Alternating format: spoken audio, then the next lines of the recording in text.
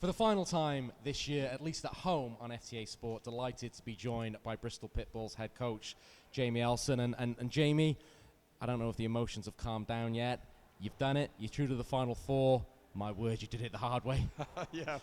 I think that's the only way we know how to do it this year, if I'm honest. It's, we weren't at our best this weekend, but I think you've got to give Invicta credit. Like, they've been short benched a lot of times this year, and we've kind of punished them for that. But I thought last night and tonight was the best they've played in the 6 games we've matched up. And they battled for 6 periods, and they took it right down to the wire. And I think you've got to give them credit for that. But I think you've mentioned it a few times this year. We have a kind of never say die in the group. We have something special going on, and that was actually what I just said to the boys in the room. I think our kind of togetherness and how close that tight-knit our group was what got us over the line finally this weekend.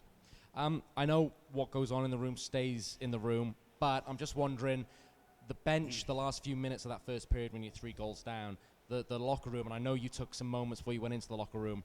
Is it you doing the talking? Is it the team leader stepping up? How did you guys manage that situation? Because that was quite the turnaround. I was pretty emotional. I was pretty angry about our first period, but I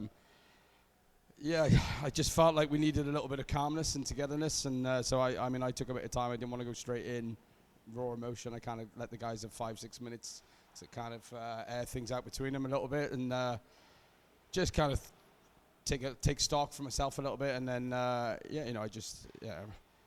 think I just told the guys how it was a little bit. Unfortunately, we've had that chat a little bit, but just felt like for a playoff hockey game, we just started with 0 emotion, and as much as like you have to have a bit of emotional control, you've got to play with a bit of emotion. You've got to have something where the heart and sleeve, and so I kind of told the guys a few home truths about how I felt we played in that first period, but.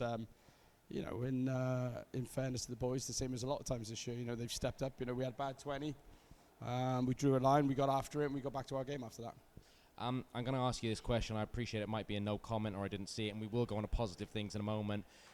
Potentially you got some puck luck in the second period. There was we've got the best seat in the house right now. It would appear the puck hit the back netting and came back into play. But you got to play the situation, you got to play the whistle. You're always taught that. Steve Osmond kept playing. And you've got puck luck that maybe helped turn this game around. 100%. The puck did touch the net, and from where I saw it, touch, only just over the glass, but I'm pretty sure it touched the netting. But some nights you get that, some nights you don't. And there was a call earlier on there where I think Lipsy got a high sticking call, which I think they got the wrong way around. I think the stick was the other way around, and I felt we should have had the power play, and they kind of got it the other way around, and they actually scored on a power play. So, as much as some of those calls are frustrating tonight, that one with the netting goes for us. I think is one of those. I think, there's another night you don't get it. There's a night they kind of balance out as they go. But I felt a few calls, it was a tough game for the referee to ref, to be fair. But I felt 1 or 2 of the calls, in particular the high stick he got wrong. And like I said, it's just typical when you feel you get it wrong, they score on it. So, maybe it's 1 for 1. Absolutely. We've talked a lot about role players in the last few weeks, and they were good tonight. But when you need to be your big players to be your big players, tonight was a prime example of that. Osmond, Captain Taylor stepped up. Sam Smith scored a big goal. To make amends for the giveaway in the first period. He won't mind me saying that. Joe Morris, he stepped up. Your big guys became your big guys tonight. Yeah, definitely. We're a young team, and it's funny because I was saying to the guys last night when I wanted a little bit more for them, I was saying it's playoff hockey. Like, how many guys haven't been in this situation? And I can't forget actually, we got a big contingent of guys who've never been in a proper playoff game.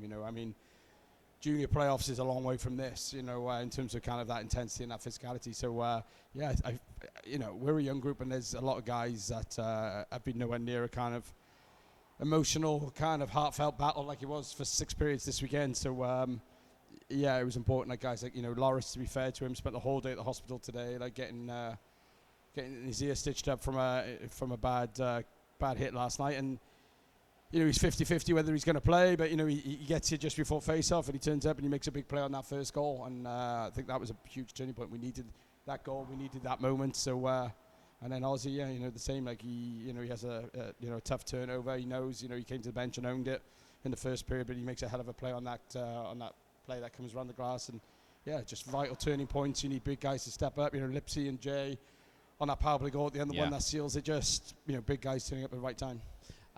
The crowd tonight was emotional. It was loud.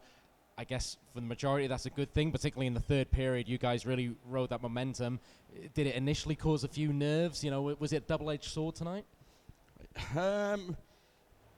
Yeah, it's a tough one. I was expecting the buildings kind of got louder and louder and louder as the years gone on, as the games got bigger, as fans are kind of starting to understand the game, and guys are getting more invested in the team. And we just played so poorly in the first, and we never got the fans engaged. You want your home fan base. So, yeah, I don't know if saying the building was nervous. I'm sure it was, but we just, you just want to create that advantage, and talk to the guys about it all the time. About like we've got to play away, that we've got to get the fans engaged. In the first period, we literally didn't do anything to get people off their seats other than Richie threw a big hit, and that was the only moment I said in the first period where fans kind of got up and clapped and cheered. And you got to get the fans involved on a night like tonight.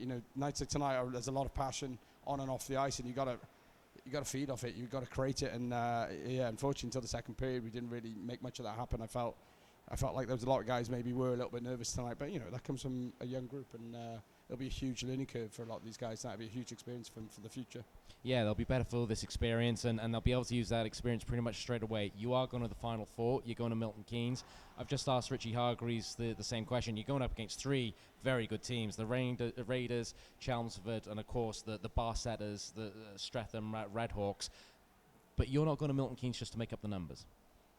No, I think the message, I think all year, the boys feel like we're capable of beating any team on any night. So in a one-off game, to be fair, everyone apart from Streatham, we feel like we've had a night where we've beaten every team, and I think the semi-final makeup will be interesting. But it's two one-off games, and anything can happen. And we've got a pretty special group, and they're tight.